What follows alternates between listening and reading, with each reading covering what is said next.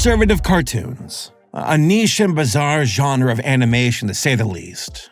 Mr. Burcham, Chipchilla, the Tuttle Twins. All of them pretty bad. But none of them hold a candle to the worst one of all. Leo and Layla. A show that tried to excuse slavery since everyone was doing it. Don't blame me, I'm just, doing what was cool at the time. How can you come here to the 15th century and judge me by your standards from the 21st century? For those in the future to look back and do this is, well, estúpido. Captain! Yeah? No! Now, to be fair, saying Leo and Layla is the worst conservative cartoon is akin to saying that the Bronze Bull is the worst torture device in history. That may be true, but it's still torture nonetheless. I mean, would you rather crawl into a metal bowl with a fire lit underneath it and burn to death? Or would you rather watch 63 episodes of one of the most boring cartoons ever made? Yeah, put me in the bowl. Now, I heard about this series years ago, but only recently got around to watching it on my Twitch. Needless to say, I did not expect much. The series is about Leo and Layla, a brother and sister who use their time-traveling phone app to visit historical figures in order to get the real story. The first episode I watched? Christopher Columbus. That was a mistake. My head is spinning. Why die on this hill? Most of us know Columbus as a controversial historical figure. Yes, he was once remembered, but through rose-tinted glasses. We know better now of his actual story, and it's not worth celebrating. The man was unequivocally a monster. There are multiple accounts from his contemporaries, even from his own crew, where they are like, this guy is completely unhinged. Like, if I was Layla, I'd keep my mouth shut, because the last time a woman spoke out against the Columbus family, they cut her tongue out and paraded her around town naked in the streets to be ridiculed. But in Leo and Layla, Columbus is like, hey, bro, you can't judge me. I was just doing what was popular at the time. And when Leo and Layla are like, well, slavery is illegal now, Columbus is like, oh, what a relief! As I'm sure below deck lie the corpses of enslaved natives. You see, you all have to understand, Columbus was a victim of circumstance. He who has not cut off the hands of natives, watched them bleed out, and then paraded their corpse around town, tossed the first stone. Hey, who threw that at me? When it all comes down to it, Leo and Layla is an absolutely mind-numbing experience. Everything from the voice acting, the characters' animation, the characters' personalities, the dinky toy store-type music, and the god-awful animation contributes to a melting pot of conservative mediocrity. Oh, hold on, wait, what was that? Those characters. They look so beautiful. And that animation, it looks so smooth. What is this? I must know who's responsible for this gorgeous display of creativity that lays before me. Well, it's Hoyoverse, with the creator of Genshin Impact and Honkai Star Rail, with their latest masterpiece, Zenless Zone Zero, a game which releases on July 4th and is available for pre-download on July 2nd. Set in a world ravaged by a supernatural disaster called the Hollow, Zenless Zone Zero introduces us to New Eridu, the last oasis of humanity. You take on the role of a proxy as you explore alternate dimensions known as the Hollows, where you do battle with an interdimensional threat known as the Ethereal, and uncover the secrets behind this apocalyptic disaster. No, not Leo and Layla, the game. Bringing a thrilling combat system that combines skillful gameplay and strategic planning. You'll use your character's skills and combos to tackle different enemies and scenarios. Each successful combo and dodge delivers a rewarding sense of accomplishment with beautifully choreographed animations to accompany them. With cross-platform play on PS5, PC, and mobile devices, you and your friends can explore New Eridu together anytime, anywhere. Did I also mention furry senpai material? Ooh la la. Hoyoverse's top-notch 3D modeling and rendering bring this vibrant, detailed world to life along with impressive music and sound design. Hoyoverse is not only devoted to delivering an excellent gaming experience, but they are also devoted to their artists, placing the well-being of their creative teams as a top priority. Worried about committing to a game you haven't tried? Hey, Hoyoverse has got you covered with regular content updates and a strong emphasis on player feedback. They are dedicated to creating a game world that's constantly evolving and improving with your input. So, are you ready to join the adventure? Then click the link below and get started on pre-downloading Zenless Zone Zero on July 2nd. The game officially releases on July 4th, so get ready to dive into a world of urban fantasy and high-octane combat. Thanks to Hoyoverse for sponsoring this video, and now back to the video. So, what are the origins of Leo and Layla? For the record, I want to make it abundantly clear that I am here as an advocate of quality content. Left, right, secular, religious, if said program is not good or entertaining, then it's already off to a bad start. Speaking of bad, the culprit behind Leo and Layla is Prager University Foundation, aka PragerU, which is not an actual university despite its name. They're a conservative media and advocacy group that promotes conservative values via their articles, media, etc. One of said tendrils is PragerU Kids. Here, I'll let them explain. But as you eat the roasted goose, your little sport insists. Hey, Dad, did you know America is racist? Your mind goes numb, your skin turns pale, and your heart aches with fear. Your child is being filled with lies, the babe you once held dear. But in that shocking moment, a man pops into frame. Could it be George Washington, here to save your child's brain? He snatched the screen and changed the thing, the something that is true. It's an app with shows for kids. They call it PragerU. First off, this thumbnail, it's hilarious. I love it. Next, the ad's tone is almost satirical. Is America racist?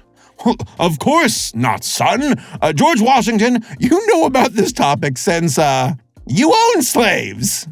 In retrospect, maybe George Washington wasn't the best option for this commercial. Also, you can tell this was done for cheap because the guy voicing the commercial can't even afford a pop filter. He's like, Prager. Think better, live better. Visit PragerUkids.com for free kids shows, cartoons, and books that teach classic American values. So yeah, you can see the narrative and agenda right out the gate if it was ever in doubt. An option for kids to avoid the woke and watch good and fun content, like investing and stocks. Yes, that's an actual thing on their website. I'm sure the kids love this one. Now, Prager Kids has a few programs, but none of them are inspired or well-made. It's mostly history lessons and investment advice. I shit you not, they even have their own lame version of drunk history called TBH History. Take away the booze and replace it with horse blinders. Voila! There it is. And in 1848, a German philosopher did just that. His name was Karl Marx, and he released a book titled The Communist Manifesto. Maybe you've heard of it, A lot of people have heard of it. Some people read it. Most people don't care. Now, their entire catalog has the production budget of a novice YouTube channel. Sure, it's free, unlike Daily Wire Plus, but it's bad nonetheless. I also still stand by that kids have zero interest in this stuff. Their parents, however, do. I understand parents who want their kids to learn and not become victims to a skibbity brain rot. But these shows are no Magic School Bus, no Time Squad, no Bill Nye, and certainly no Liberty Kids. They are all just boring trash. Now, I'm gonna do a proper deep dive about conservative cartoons and entertainment in the future. But for now, let's talk about the show this video is specifically about, Leo and Layla. Oh, I haven't brought up who made it? Well, that's because I can't find out. For some reason, they don't want to list themselves in the credits. I wonder why. Well, at least we can deduce the purpose of Leo and Layla. Travel back in time with Leo and Layla's history adventures and meet influential people who proudly made America the great nation it is today. You are amazing, Mr. Reagan. You saved everyone's lives and made them better at the same time. Well, thank you, Leo. Yep. Let's talk about a few of the episodes of Leo and Layla. According to this playlist on YouTube for Prager Kids, there are 63 episodes of the show. This includes episodes about Abraham Lincoln, Paul Revere, and Neil Armstrong, to name a few. There are also episodes about biblical characters, which feels a little misleading. We got Ruth, Moses, King David, Jacob, and Abraham of the Old Testament. Listen, Bible stories are all well and good. VeggieTales took great care of me on that front as a kid. But it feels kind of off here to be like, let's talk about Abraham Lincoln, a very well-documented man on multiple accounts. Okay, now let's talk about Abraham from the Bible as just as objectively. The majority of Bible stories are more like parables, not verified facts. Now, is there history in the Bible? Yes, but the court is still out on Moses, unless you're talking about the monkey version of him. No! Hey, it's been a while since we've done that. Nostalgia critic, I see you. You're talking about my show. How dare you? I'm coming for you next, sir. YouTube beef? Let's do it. Doug, DM me. So, how do these episodes go down? Well, they usually start off with Leo and Layla complaining or talking about a subject that leads into the necessity of a history lesson through Layla's magical time-traveling phone app. Now, they don't explain anything about their ability to time travel. It's just there. Stop asking perfectly reasonable questions. Let's get going. I also want to highlight how insufferable Leo and Layla are. First off, they're not characters. They're props. Also, they somehow have super specific knowledge about historical figures and events, or have no clue whatsoever. You're fighting Hitler? I know he's one of history's biggest bad guys, but what did he do again? Layla, how the sweet fuck do you not know about Hitler? She's like, OMG, Winston Churchill, it's him. But Winston, who's this Hitler guy and what did he do wrong? And Germany decides again to go to war, and again it chooses as its enemy the world. And this time they have that guy, Schrankly, Crankly, that guy. Also, fuck this banner at the bottom of these videos. It's super annoying. So Leo and Layla inexplicably can time travel.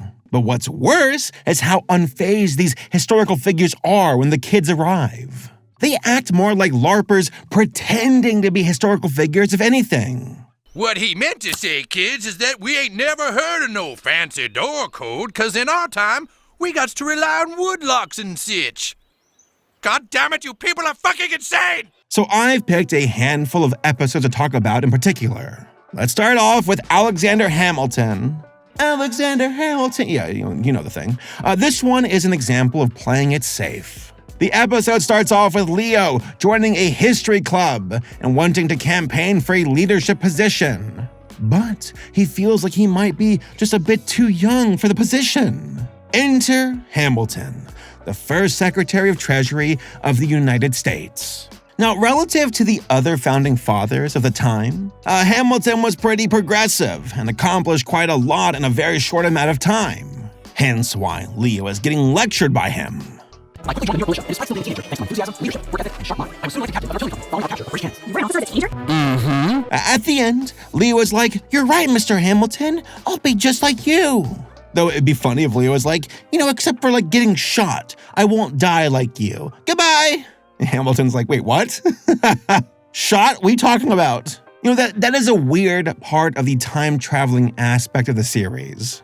What about the historical continuity? Does the time-traveling create a butterfly effect? The historical figures, once again, act like this stuff is normal. Oh, hello, Leo and Layla. You just missed the talking dog and his son just a few minutes ago. All in all, the Hamilton episode is a good example of a harmless episode, since Hamilton himself, though a very complicated and fallible man, is not an outright monster. I wonder if they'll keep that trend going. Next, there's Thomas Edison. Okay, it could be worse. You think they'll address the elephant in the room? Actually, I read about this. Apparently that was false. I don't know. I need to look more into it. Maybe the episode will let me know. It doesn't. So Leo in this episode wants to, like, invent a phone charging shoe or something like that. I don't know, it's stupid. So I guess he and Layla go to Edison for help. You know, they're lucky that Edison did not steal their idea. He probably saw it and was like, ooh, time traveling. Has it been patented yet? I can do that for you. Now, this episode is mostly a rose-tinted rundown of Edison and his contributions with inventing the light bulb. Though, hey, credit where credit is due. The episode does state that Edison did not outright invent the light bulb, but he did help it to go mainstream. Also, I like how Leo won the contest with his shoe. I gotta say, that trophy, I want that trophy. Good job! It's like some asset from a program, just, Microsoft painted over. Boom. Congratulations, you won. Then there's the episode about the peace treaty between Egypt and Israel. I'm sorry. I don't care how you spin this episode. No kid is going to care about this. Most adults don't even care about this. It makes me think about that old Rage comic with, I'm Justin Bieber. And they're like, who cares? Well, hello there. Oh my God! Menahem, the Prime Minister of Israel from 1977 to 1983. He's here? Oh my God! Then there's an episode about John Adams and Thomas Jefferson, which is the best episode there is. Why? Because there's actual friction in this episode. In this one, Leo and Layla get into a fight and accidentally get transported to July 4th, 1811. Folks, I'm just gonna say it. Probably not the best outcome that your phone can just randomly time travel an accident. Leo, get off my phone! Stop! Oh! Where are we? When are we? Oh, this is worse than that one time during December 7th, 1941. I'm going to hell. In this episode, Jefferson and Adams are acting like complete divas, which, hey, is 100% historically accurate. AKA, finally, something good in the episode to work with. Adams? Jefferson? You're boring everybody! Quit boring everyone! So for those who don't know, Adams and Jefferson were good friends prior to them running against each other during the election of 1800. They both talked shit about each other, as a politician does, and were at odds for some time after the election. John Adams even skipped out on Jefferson's inaugural speech because he was just so pissed off about his loss. The two eventually reconciled via letters. So the idea of leveraging that into Leo and Layla having a fight is not a bad idea. It's just funny as all because when John Adams died, his last words were, "Thomas Jefferson survives." Like, I can only imagine the same for Leo, being like, Layla survives. Bleh. Only that Layla died a few hours beforehand. Oh, history, you wildin' out. And then we got the most egregious episode of all, Christopher Columbus. Oh, the dislikes on this episode. It starts off super awkward, with Leo and Layla feeling weird about their feelings about Columbus Day. Once more, what 8-year-old child would be Googling about Columbus? The side against Columbus says he was a really mean guy who spread slavery, disease, and violence to people who would have been better off if he'd never gone to the New World. Ouch. Especially because it conflicts with his moral fiber. That doesn't make sense. Kids are playing video games. They're hanging out. They're not Googling about Columbus. This is stupid. So Leo and Layla go to the source and talk to Columbus himself. You know, just a really sweet guy. You had to know him, folks. You just gotta know him. I like how Columbus, when he first sees Leo and Layla, was like, who let the slaves out from the lower decks? I'm not joking. He even calls them Indians. This guy is just that stupid and terrifying. Nothing phases me. What, you from the future? How'd you guess? Either that or Indians? I've kinda had a hard time telling who's what lately. And so it begins. Columbus apologist rant number 1. He was a go-getter. He studied so much. He was courageous and explored so he can bring back spices to Europe. But only because he really wanted to explore. I'm now sailing back to Spain to show off all kinds of amazing things I found and tell of the wonders of the lands I've seen. What kind of amazing things, Columbus? You said you would bring gold. You didn't, and then you had to find something else to make up for it. Huh, what could that be? What possibly could you have brought instead? What are those terrible cries of pain from below deck? Don't you worry about that. Leo's about to grill Columbus. Okay, now that we have the backstory, we've got some questions. There are a lot of people in our time upset about how you acted once you found all these amazing things in these new lands. Ah, that's right. You said I'm controversial. Again, what a weird hill to die on, to try and rationalize the devastation of Columbus. There's even a moment where he's like, oh, some of these natives were peaceful and smart. But Columbus is on record where he said, quote, "They do not bear arms and do not know them. For I showed them a sword. They took it by the edge and cut themselves out of ignorance. They have no iron. Their spears are made of cane. They would make fine servants. With 50 men we could subjugate them all and make them do whatever we want." End quote. Yeah, just folks, just a swell and normal person. At this time in the episode, Columbus flips the script with the accusations and goes on the attack, claiming that the natives were the savages and weren't a pillar of morality. Hey, all the things that are bad in the world I come from, jealousy, lying, murder, war, it all exists in the land I just found too. But in Europe, we draw the line at things like eating people and human sacrifice. Oh my God. Listen, I'm just like any other red-blooded European. We draw the line at cannibalism, but the warring, enslaving, pillaging, raping, murdering, and disease spreading, that was just the way things were at the time, and I was a normal person. Some things are clearly bad, no matter when they happen. But for other things, before you judge, you must ask yourself, what did the culture and society of the time treat as no big deal?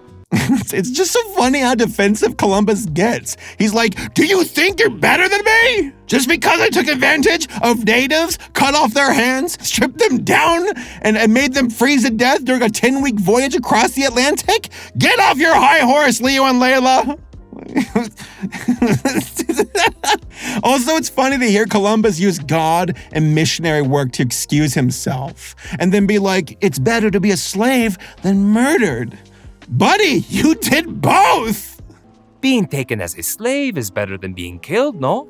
I don't see the problem. Then Leo and Layla are like, slavery is over during our times. And Columbus is like, oh, thank God. I totally wish I could have participated, but you gotta understand. I wanted to make money and hurt people. And then he gets indignant that he's being judged. But you said you're from 500 years in the future? How can you come here to the 15th century and judge me by your standards from the 21st century? Again, it's just so funny to hear Columbus bring up being a Christian as a shield and how it conflicts with his beliefs. I could have sworn there was a story in the Bible about this Jewish people being enslaved by Egyptians and how that was wrong. What was that story? I can't remember. Nostalgia Critic covered it recently. Ask him. At the end, Columbus is like, don't judge me. Judge the cultural status quo of the time I existed in. And you know what? Sure, yeah, you're still a bad dude. You participated in slavery and genocide, and even your colleagues from your time thought you were a monster and a bad businessman on top of that too.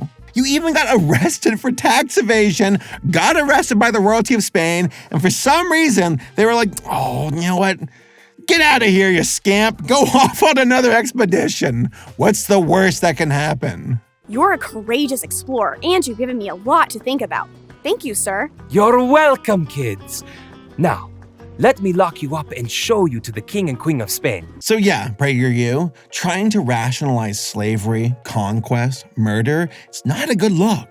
Leo and Layla are obviously pro-American propaganda. But even this is a hard sell. Columbus is just that abhorrent. Now, I understand the argument of social norms during periods of history. Thankfully, times have changed, and mostly for the better too.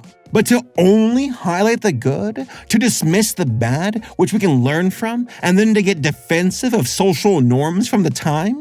It's a mask-off moment done in bad faith and just unbelievably ignorant. It makes one wonder if it can get any worse than Columbus. Yeah, right? Good luck with that. Good luck topping that one. I can't think of another person who is more worshipped by Prager. Oh no. I miss voting for that man. Well, here we go.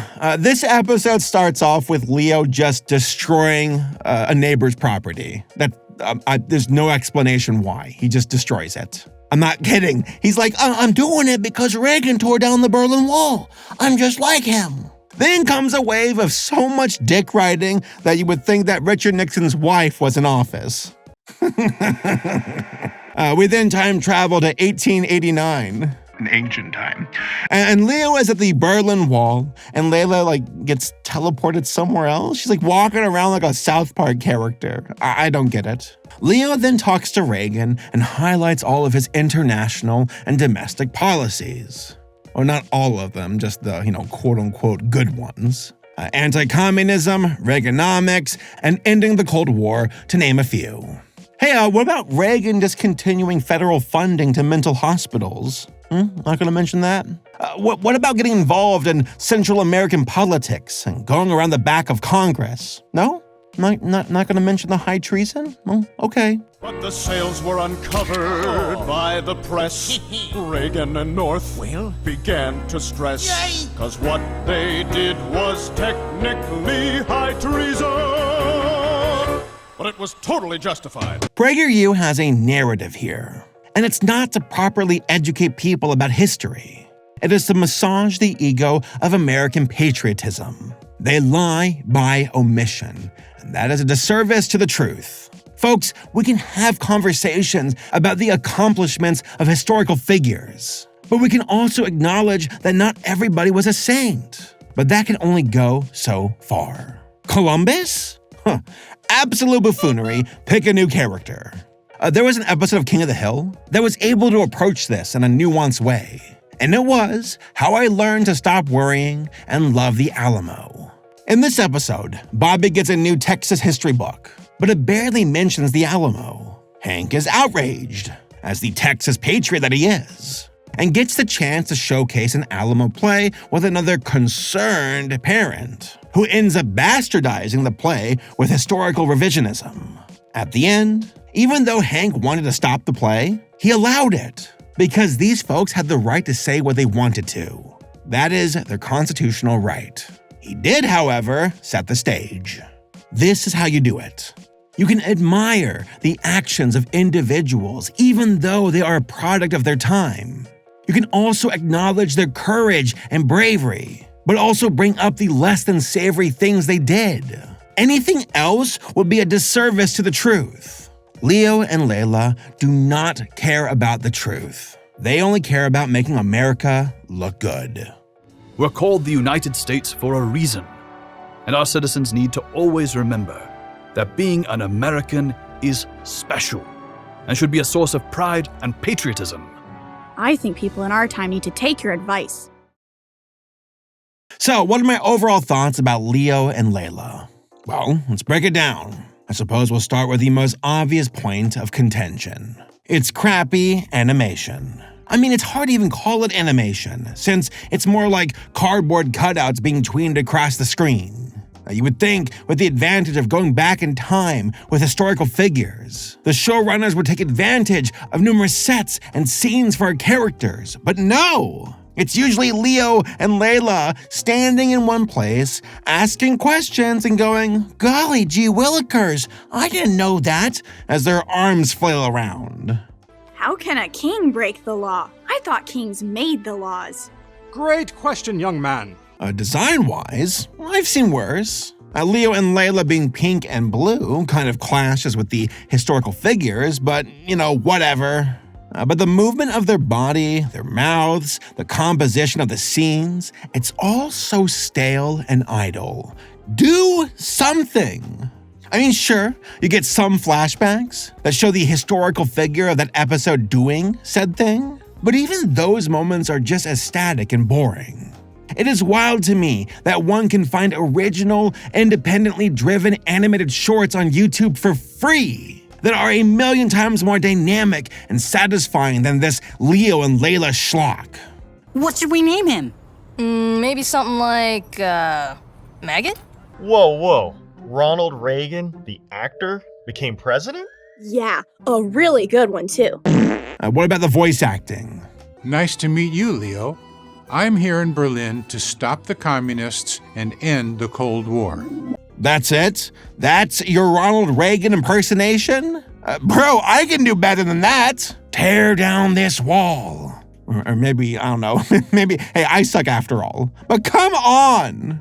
Leo and Layla don't fare any better, just stiff performances across the board. Their deliveries come across as very insincere, brainless, and condescending. Wow, that's Ronald Reagan? I sure love Ronald Reagan.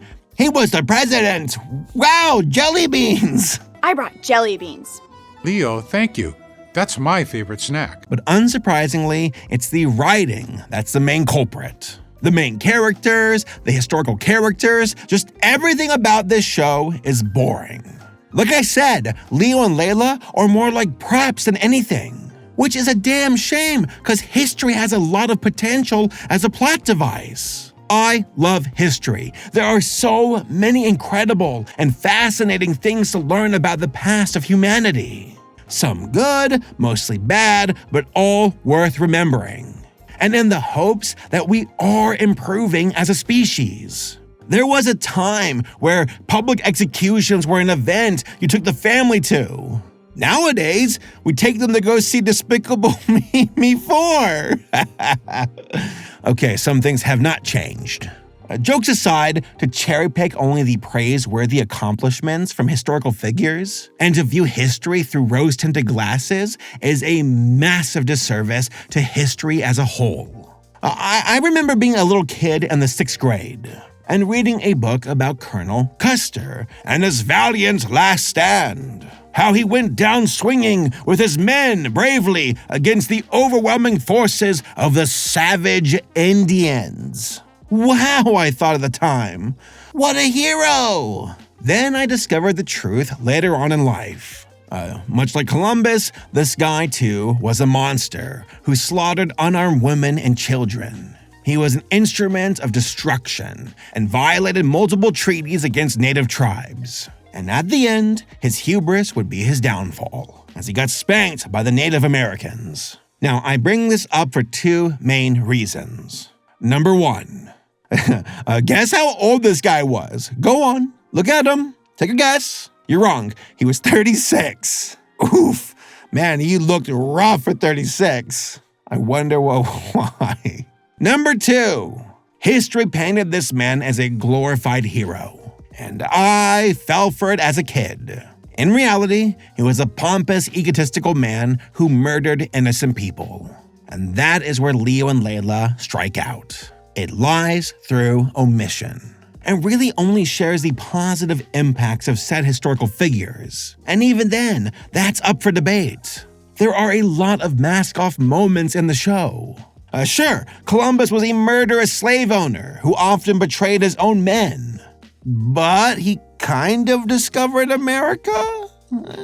So who cares? America! It's the American flag! It's the American flag! In my opinion, you got to take the good with the bad. Have some shame with your pride.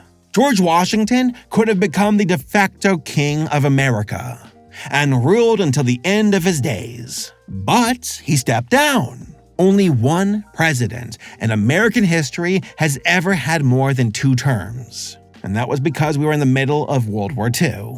Washington set a precedent that is still observed to this very day. And it prevents a lone person from ever becoming the lifelong leader of the United States. However, George was also a slave owner. And we cannot dismiss that fact. By the way, and this is not sponsored, I highly recommend Washington, A Life by Ron Chernow for a full-on biography of George's life. It is exceptionally good. And it shows how complicated and conflicted a person like George was. But I digress. I don't want to hear excuses for Columbus or omissions for other historical figures. PragerU has some nerve to be in the camp of, they're erasing our history, but then feel Leo and Layla that ironically erases history. I wish they'd delete their phone app instead. Should have kept my mouth shut. In conclusion, Leo and Layla is just another miserable addition to the crappy world of conservative cartoons. Once more, I am working on a video covering this topic in the future. Shocker! It'll come out during the elections in 2024. But as someone who grew up in a Christian and conservative household, I've had my fair share of being in a targeted demographic. And in my opinion, both audiences, which often overlap, tend to get the bottom of the barrel results. Why? Because for a lot of parents, they don't care about quality. They don't see these shows through the eyes of being a child. Instead, they're easily swayed, scared, and/or conned into buying these shows and subscription services because they are in line with my values and beliefs. Sure, that's fine. Do that if you want. Vote with your wallet. That is your choice to make. But look me in the eyes and honestly tell me that these shows are actually good, based on the merit of entertainment, engagement, laughter, inspiration, quality, design, sincerity. Will they actually endure for years to come? Or were they just a flash in the pan to convince you to buy a subscription service that makes you think that you're making a difference? Personally, kids nowadays barely even watch cartoons anymore and are more obsessed with YouTube, TikTok, gaming, and streaming. Even good shows are struggling, let alone garbage like Leo and Layla. Ironically, no one will even remember this cartoon, even if you have a time-traveling phone app. But if you want to at least make a statement, make it good. Make it entertaining. It's a show, first and foremost. But if your prerogative is to immediately pander via propped-up characters, then I doubt you'll last long. One of the best ways to shut up critics is to make a good show above all else. That is why I will forever sing to the heavens of the quality of the original VeggieTales. Bob and Larry are fantastic. The biblical stories were fun. And hell, you even got a Christian message. But it wasn't being shoved down my throat. I've said it before, and I'll say it again. I know atheists who love VeggieTales. Why? Because it was good. It did not get caught up in the weeds of pushing an overt message. It was more concerned about making something that was quality. If you build it, they will come.